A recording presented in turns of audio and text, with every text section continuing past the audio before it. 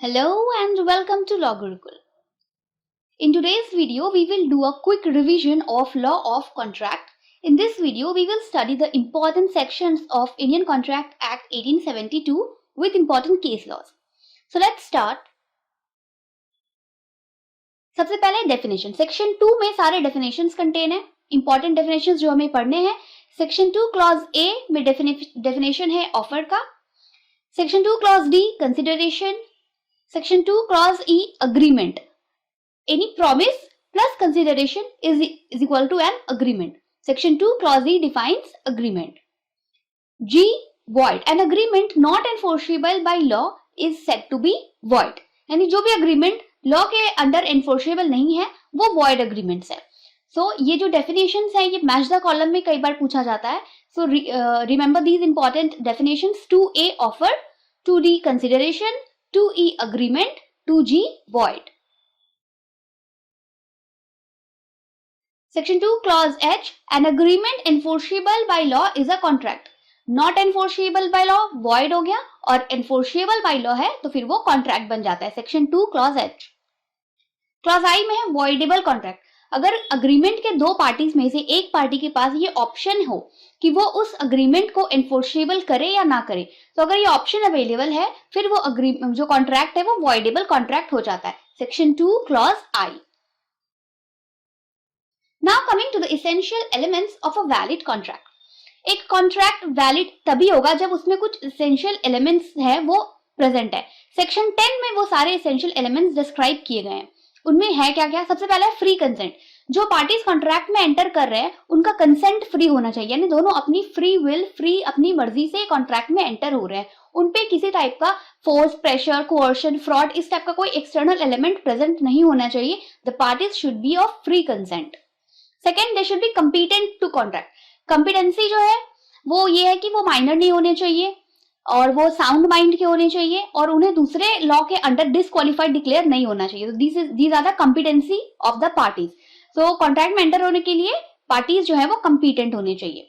Third, consideration. हमने पहले पढ़ा डेफिनेशन में कि उसमें कॉन्ट्रैक्ट में कंसिडरेशन होना जरूरी है. तो कंसिडरेशन जो है वो लॉफुल कंसिडरेशन होना चाहिए और जो ऑब्जेक्ट है कॉन्ट्रैक्ट का वो भी लॉफुल होना चाहिए. अगर कंसिडरेशन या फिर ऑब्जेक्ट दोनों में से कुछ भी लॉफुल नहीं है तो फिर वो वैलिड कॉन्ट्रैक्ट नहीं होगा.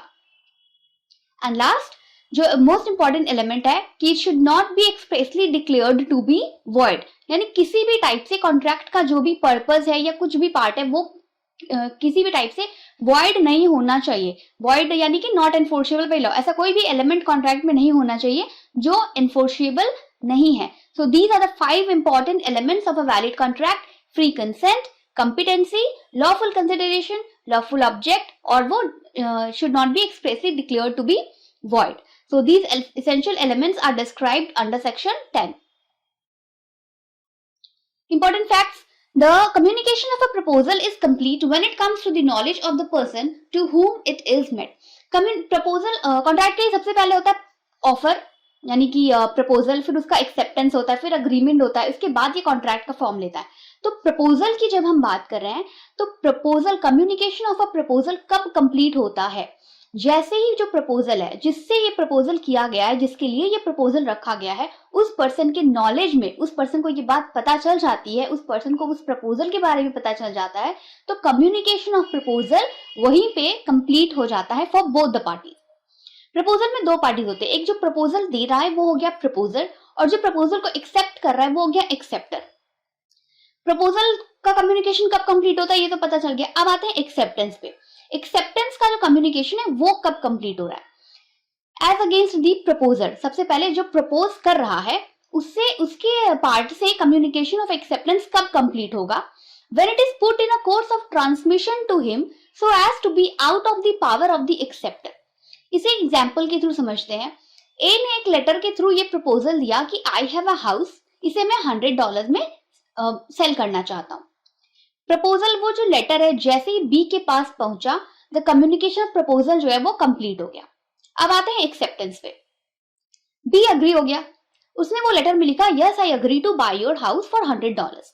जैसे ही उसने वो लेटर पोस्ट किया वो अभी प्रपोजर के पास पहुंचा नहीं है, डजेंट मैटर, जैसे ही उसने वो जो लेटर है वो पोस्ट किया है, from the end of proposer के साइड से वो कम्युनिकेशन ऑफ एक्सेप्टेंस जो है वो कंप्लीट हो जाता है।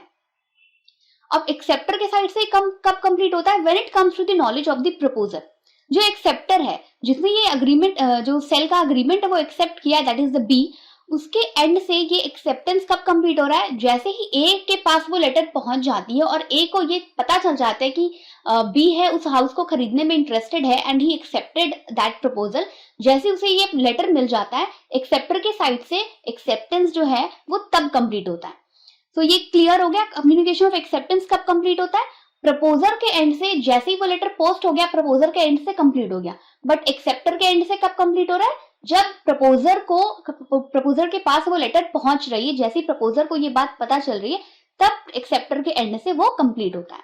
तो इसमें बेसिकली असर्शन रीजन के क्वेश्चन पूछे जाते हैं जो कंफ्यूज कर देते हैं। तो आप अपना ये फैक्ट अगर क्लियर रखोगे तो there will be easy for you to answer.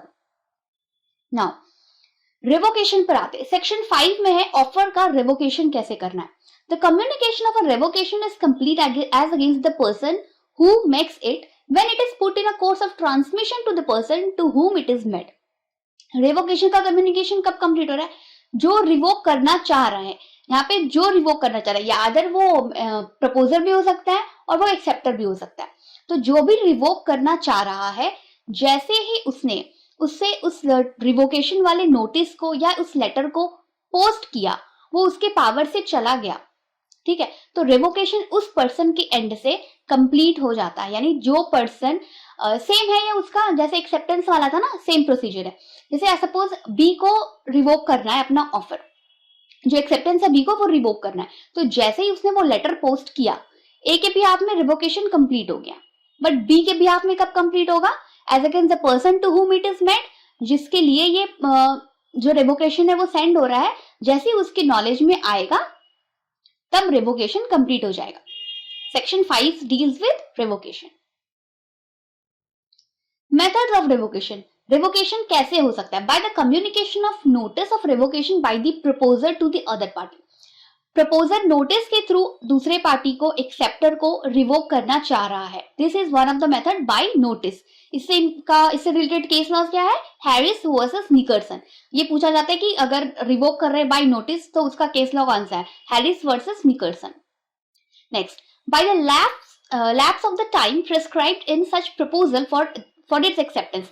Time जो है वो लैप्स हो जा रहा है। जैसे अगर ऑफर में लिखा है कि 10 दिन के अंदर आपको ये ऑफर जो है वो एक्सेप्ट करना है, जैसे ही 10 दिन कंप्लीट हो जाता है, आफ्टर 10 डेज टाइम जो है वो खत्म हो रहा है, तो जो ऑफर है वो ऑटोमेटिकली रिवोक हो जाता है। तो by the lapse of time, इसका केस लॉ कौन सा है? Ramsgate Victoria hotel company versus Montefiore. By the failure of the acceptor to fulfil a condition precedent to acceptance. Acceptance के लिए अगर सपोज कोई कंडीशन रखा गया है कि सपोज अगर ये ऑफर दे रहा है किसी चीज को खरीदने के लिए और उसमें इसने एक कंडीशन लगा दिया कि अगर आप मुझे ये चीज दोगे तो ये जो ऑफर है वो कंप्लीट होगा। बट जो पर्सन है वो उस कंडीशन को फुलफिल नहीं करता है तो भी ऑफर जो है वो ऑटोमेटिकली रिवोक हो जाता है। बाय द डेथ और इंसैनिटी ऑफ द प्रपोजर। जो प्रपोजल दे रहा है उसके डेथ से या उसकी इंसैनिटी से, सपोज उसका जो माइंड है वो अनसाउंड माइंड का हो जाए, मेंटल इलनेस हो जाए, तो इस टाइप की अगर कोई सिचुएशन अराइज होती है और एक्सेप्टर को जैसे ये बात पता चलती है, जो ऑफर है वो रिवोक हो जाता है। Dickinson versus Dodds. डेथ और इंसैनिटी, ये केस इंपॉर्टेंट है, इसको याद रखिएगा। डेथ और इंसैनिटी वाला केस कौन सा है? Dickinson versus Dodds. By a counter offer. Counter offer करने से जो प्रीवियस ऑफर है वो रिवोक हो जाता है। इससे रिलेटेड केस कौन सा है? Head versus Wrench. By change in law. Statute में, लॉ में किसी टाइप का चेंज अगर हो जा रहा है जिससे जो प्रीवियस ऑफर है वो ऑटोमेटिकली खत्म हो जाता है और उसकी जगह पे फिर उन्हें न्यू ऑफर देना पड़ता है। So this is one of the method of revocation by change in law. By destruction of subject matter.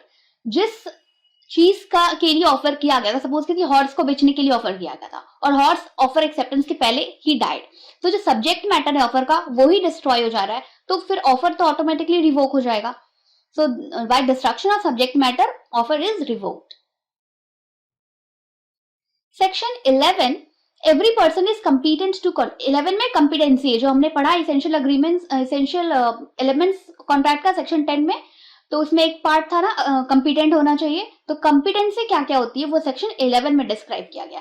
Competency का पहला पार्ट ये एज ऑफ मेजॉरिटी, जिस लॉ के अकॉर्डिंग अंडर वो जिस कॉन्ट्रैक्ट में एंटर कर रहे हैं तो उनका जो एज है वो मेजॉरिटी का एज होना चाहिए, दैट इज 18+ होना चाहिए।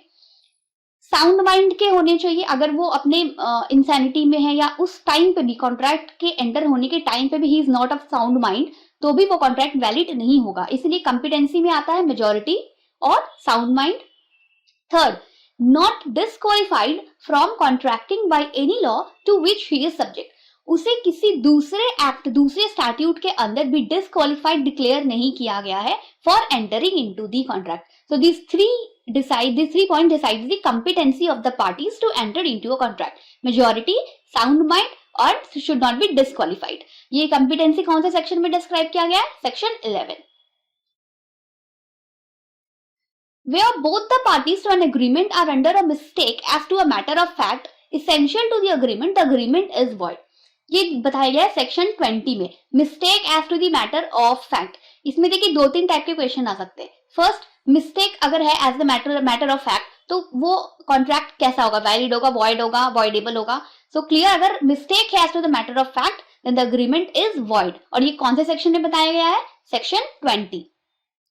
Agreement without consideration is void, हमने डेफिनेशन में भी पढ़ा है कि अग्रीमेंट जो है वो कंसिडरेशन के साथ ही होना चाहिए। अगर कोई अग्रीमेंट कंसिडरेशन के बिना किया गया है तो that agreement will be declared as void.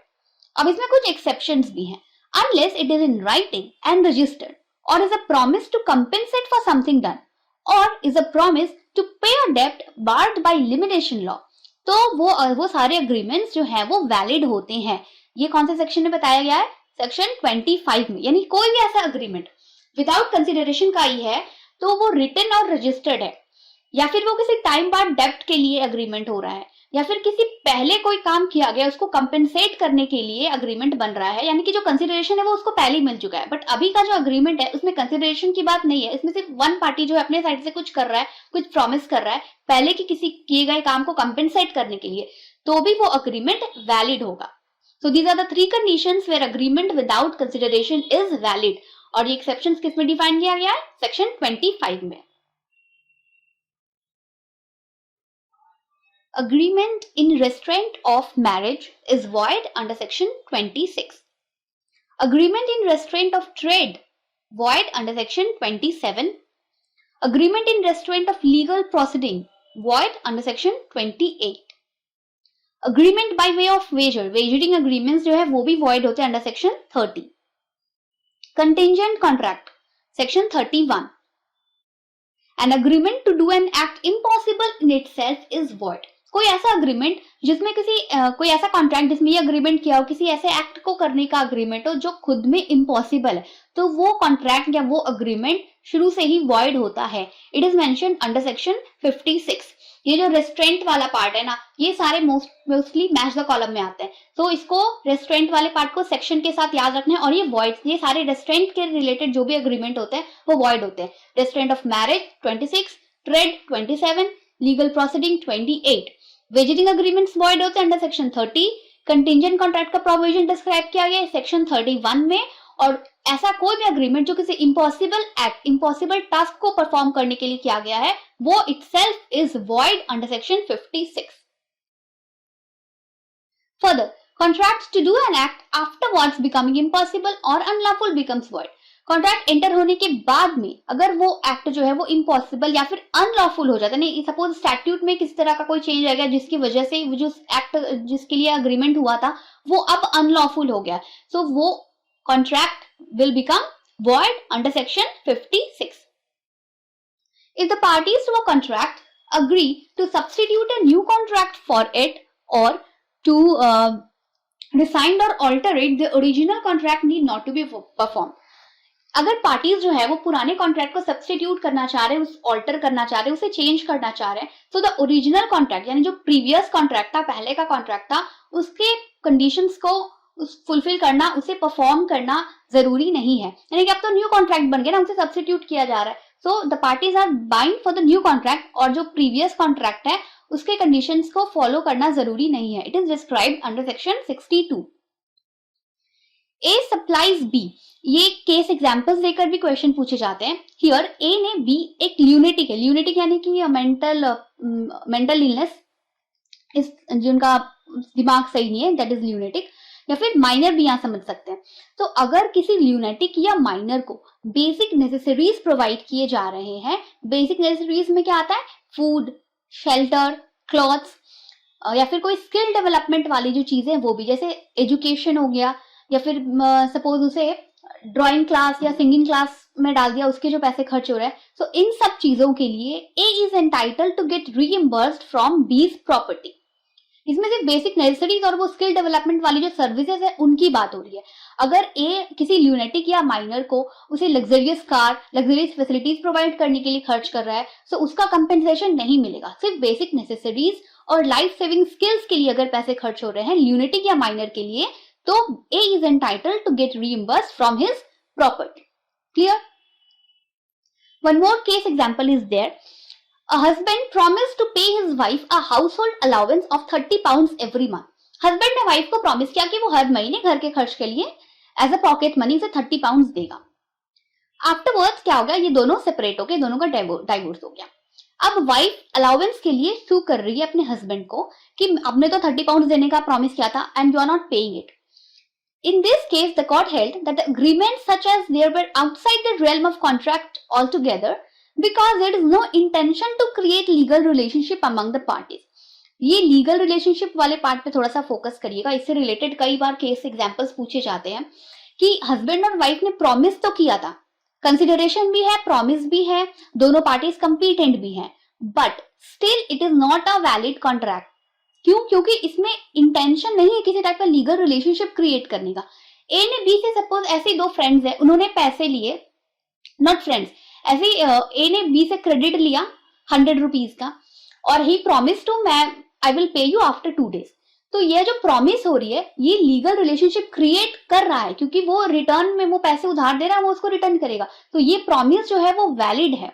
But husband wife का जो रिलेशन है, जब वो हस्बैंड प्रॉमिस कर रहा है कि मैं 30 पाउंड देगा फॉर हाउस होल्ड अलाउंस, तो यहाँ पे किसी टाइप का इंटेंशन है नहीं कि हम ऐसा लीगल रिलेशनशिप क्रिएट कर रहे हैं. तो जहां ये इंटेंशन नहीं है लीगल रिलेशनशिप क्रिएट करने का, तो वहां पे ये एनफोर्सेबल भी नहीं हो रहा है, क्योंकि जब कॉन्ट्रैक्ट हम कोर्ट में जा रहे हैं और दोनों में लीगल रिलेशनशिप क्रिएट करने का इंटेंशन ही नहीं है, तो वो प्रॉमिस जो है वो एनफोर्सेबल नहीं होगा. तो यहाँ wife is not entitled to get the allowance. Clear? ये लीगल रिलेशनशिप का जो इंटेंशन है वो होना जरूरी है to enter into a valid contract. Simply एक प्रॉमिस अगर कर रहा है हस्बैंड वाइफ को, तो वो वैलिड कॉन्ट्रैक्ट नहीं है. Now coming to the important case laws, just हम टॉपिक वाइज जो है वो केस लॉज को पढ़ लेते हैं. प्रपोजल से रिलेटेड केस लॉ है महाराष्ट्र राज्य सरकारी कपास उत्पादक पणन महासभा लिमिटेड वर्सेस मंगा भागा चौधरी. ये प्रपोजल है. A promise without consideration is not valid. Abdul Aziz versus Masoom Ali. Acceptance of offer either express or implied. जो ऑफर एक्सेप्ट कर रहे हैं वो एक्सप्रेस भी कर सकते हैं या फिर वो इम्प्लाइड किसी एक्ट के थ्रू भी उसे एक्सेप्टेंस शो किया जा सकता है. Carlill versus Carbolic ball company. Invitation to offer Granger and sons versus Gough. Offer is distinguished from invitation to offer. Offer और invitation to offer दोनों अलग अलग चीजें हैं. Pharmaceutical Society of Great Britain versus Boots Cash Chemist. Communication of acceptance of offer. Offer जो accept हो रहा है उसको communicate करना जरूरी है. Powell versus Lee and Lalman Shukla versus Gauri Datta. Agreement without consideration is valid in following circumstances. हमने पढ़ा exceptions, तो वो exception क्या क्या है? Natural love and affection. अगर natural love and affection से कुछ agreement हो रहा है जिसमें consideration दूसरे साइड से नहीं आ रही है, तो भी वो agreement valid होगा. वनकेटर स्वामी वर्सेस रंगा स्वामी. अगर natural love and affection के अंडर कोई गिफ्ट प्रेजेंट कर रहा है, उसमें भी रिटर्न कंसिडरेशन की जरूरत नहीं है और वो अग्रीमेंट वैलिड होगा. Revocation of offer. Offer revoke करते हैं किसमें? Henthorn versus Fraser. An agreement to commit a crime is void. ऐसा अग्रीमेंट जिसमें क्राइम, यानी ये हो गया अनलॉफुल वाला, जो ऑब्जेक्ट है अग्रीमेंट का वो ही अनलॉफुल है, तो अग्रीमेंट जो है वो ऑटोमेटिकली वॉइड हो जाएगा। WH Smith and sons versus Clinton. Agreement in restraint of trade is void, Sheikh Kalu versus Ram Sharan Bhagat. An agreement in the nature of a business combination between traders or manufacturers does not amount to a restraint of trade and is perfectly valid. Restraint of trade वैसे तो void होता है, but अगर कुछ ऐसा agreement हो रहा है, जैसे मैन्युफैक्चरर्स ये अग्रीमेंट कर रहे हैं कि ये जो प्रोडक्ट है उसका मिनिमम प्राइस है 10, तो आप मार्केट में इसे 10 से रुपीज से नीचे का नहीं सेल कर रहे हो, नहीं सेल कर सकते, तो ये रेस्ट्रेंट ऑफ ट्रेड नहीं है, ठीक है। ये बिजनेस से रिलेटेड एक, नेचर ऑफ बिजनेस से रिलेटेड एक टर्म है। So this type of agreement is not void, it is perfectly valid. So this statement was given in SB Fraser and company versus Bombay manufacturing company. Privity of contract, Dunlop Pneumatic Tire Company versus Selfridge and Company. An agreement by minor is void, Mohri Bibi versus Damodar Das. Minor can plead for his minority. Minor contract में enter होने के बाद contract perform दूसरे party ने तो कर लिया, but जब माइनर के परफॉर्मेंस की बात आई तो फिर वो अपनी माइनॉरिटी प्लीड कर सकते कि आई एम माइनर एंड मैं ये कॉन्ट्रैक्ट को परफॉर्म नहीं करूंगा। सो minor can plead his minority in the case Leslie versus Shell. Doctrine of frustration, section 56 जो हमने पढ़ा ये डिस्क्राइब करता है doctrine of frustration. Section 56 is based on the maxim les non cogit ad impossibilia, which means the law will not compel a man to do what he cannot possibly perform. ये maxim भी कई बार आता है कि maxim दिया रहेगा, आपको उसका मीनिंग बताना है। तो इस मैक्सिम का मीनिंग क्या है कि जो काम खुद में इम्पॉसिबल है वो अगर हम किसी अग्रीमेंट में भी एंटर कर रहे हैं उस काम को करने के लिए, तो law can not force you to do that act, lex non cogit ad impossibilia. Okay, section 56 इस मैगजीन पर बेस है, डॉक्ट्रिन ऑफ फ्रस्ट्रेशन। क्लियर हो गया? डॉक्ट्रिन ऑफ फ्रस्ट्रेशन सेक्शन 56, वो जो an agreement to do an act impossible in itself, है ना। Section 56 ये कह रहा है ना, कोई ऐसा अग्रीमेंट जो हम इस ऐसे काम को करने के लिए अग्रीमेंट एंटर कर रहे हैं जो खुद में इम्पॉसिबल है, तो वो वॉइड है। तो सेक्शन 56 कहता है doctrine of frustration. Case laws क्या है? Satyabrata Ghosh versus Mugneeram Bangur and company, Taylor versus Caldwell, Krell versus Henry. Frustration of contract can be in the following cases. किन किन सिचुएशंस में कॉन्ट्रैक्ट जो है वो फ्रस्ट्रेट हो जाता है? 1. by death or incapacity of a party. दो पार्टीज हैं, उनमें से अगर किसी एक की भी डेथ हो जाती है या फिर वो इनकैपेबल हो जाता है, नहीं मेंटल कुछ प्रॉब्लम हो गया, इस टाइप की कुछ सिचुएशन अराइज हो जाती है कि उनकी जो कॉम्पिटेंसी या फिर दूसरे लॉ के अंडर उन्हें डिस्क्वालीफाइड डिक्लेयर कर दिया गया, तो इस टाइप की सिचुएशन आने से वो पर्सन जो है वो इनकम्पिटेंट हो जाता है या फिर दूसरे पार्टी की डेथ हो जाती है, तो वो कॉन्ट्रैक्ट जो फ्रस्ट्रेट हो जाता है। फ्रस्ट्रेट हो जाता है इन द सेंस कि वो एक्ट अब परफॉर्म नहीं किया जा सकता, जिसके साथ अग्रीमेंट किया था वो तो है ही नहीं, तो कॉन्ट्रैक्ट की परफॉर्मेंस कैसे होगा? तो वो ऑटोमेटिकली वॉइड हो जाएगा। तो कॉन्ट्रैक्ट फ्रस्ट्रेट हो जाता है बाय डेथ और incapacity of a party. Case law क्या है? Robinson versus Davison. Frustration by virtue of legislation. Contract enter होने के बाद में स्टैट्यूट में किसी टाइप के चेंजेस आ गए तो भी कॉन्ट्रैक्ट जो है अब वो परफॉर्म करना पॉसिबल नहीं है और वो कॉन्ट्रैक्ट जो है वो वॉइड हो जाता है। केस लॉ क्या है? Rozan Mian versus Tahira Begum. Naihati jute mills limited versus Khyali Ram Jagannath. These two cases are related to frustration by virtue of legislation. Frustration due to change of circumstances. Contract जिस सर्कमस्टांसेस में फॉर्म हुआ था, कॉन्ट्रैक्ट एंटर होने के बाद में सिचुएशन ही कुछ ऐसी अराइज हो जाती है कि अब उस कॉन्ट्रैक्ट को परफॉर्म करना पॉसिबल ही नहीं है, तो भी वो कॉन्ट्रैक्ट जो है वो फ्रस्ट्रेट हो जाता है, वॉइड हो जाता है। Parmeshwari Das Mehra versus Ramchand Om Prakash. Destruction of subject matter, हमने पहले पढ़ा, डिस्ट्रक्शन हो गया जिस सब्जेक्ट मैटर को लेकर के कॉन्ट्रैक्ट में एंटर किए थे, अब वो ऑब्जेक्ट सब्जेक्ट मैटर ही नहीं रहा, उसके डिस्ट्रक्शन से भी contract automatically impossible to perform हो जाता है और वो वॉइड हो जाता है। V L Narasu versus PSV Iyer. Intervention of war, contract enter होने के बाद में अगर वॉर की सिचुएशन अराइज हो जाती है कंट्री में, तो भी उस कॉन्ट्रैक्ट को परफॉर्म करना पॉसिबल नहीं होता है। Sakirolu and company limited versus Noblee Thorl. Doctrine of promissory estoppel. The doctrine of promissory estoppel prevents one party from withdrawing a promise made to a second party if the latter has reasonably relied on that promise. Suppose एक school है, एक musician school में आए, उन्होंने ये proposal रखा कि मैं स्कूल में बच्चों को म्यूजिक सिखाऊंगा। प्रिंसिपल अग्रीज टू दैट और उन्होंने 1 मंथ का टाइम मांगा कि तब तक मैं एक सेपरेट क्लासरूम टाइप अरेंज कर दूं फॉर अ म्यूजिक क्लास। उसने प्रिंसिपल ने पैसे खर्च के एक सेपरेट साउंड प्रूफ क्लासरूम बनाया, स्टेज बनवाया। आफ्टर दैट वो म्यूजिशियन आता है और कहता है कि नहीं, मैं स्कूल में म्यूजिक नहीं पढ़ाऊंगा। Now the doctrine of promissory estoppel applies here. उसके प्रॉमिस के बेस पे स्कूल के प्रिंसिपल ने इतने एक्सपेंसेस किए, स्कूल में इतने सारे चेंजेस कराए, सो दो वो रिटन अग्रीमेंट तो नहीं था, बट उसका जो प्रॉमिस है वो बाइंड हो जाता है, या तो वो म्यूजिक आकर सिखाए या फिर उसका कंपेंसेशन दे। तो डॉक्ट्रिन ऑफ प्रोमिसरी एस्टॉपल यही कहता है कि किसी दूसरे की बात सुनकर अगर हम कुछ एक्ट कर जाते हैं, ठीक है, हमारा उसकी बात मान करके हम कुछ ऐसा उसके भरोसे हम कुछ काम कर जाते हैं, तो that person is bound to fulfil his promise. तो this is the doctrine of promissory estoppel. Important case laws क्या क्या है?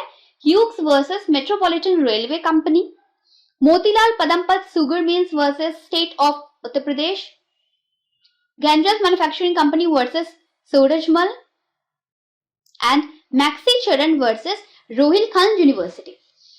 So guys, the video ends here. I hope you like the video. Please subscribe the channel and press the bell icon. Thank you.